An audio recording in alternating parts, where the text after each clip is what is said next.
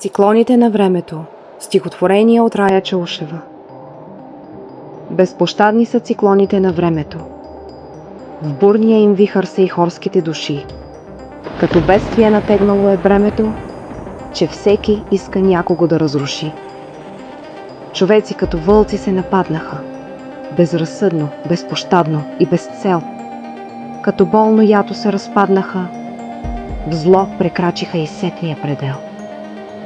Забравиха богатството на мярката, потънаха в излишък, горделив застой, а учността им стана господарката.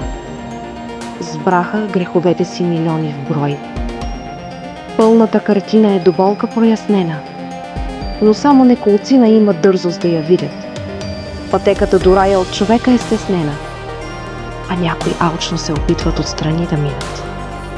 Циклоните на времето безмилостно се вихрят и мощно теглят хорските души поред, а истината в тъмното око на бурята се вижда, че е късно за мнозина да възкръснат занапред.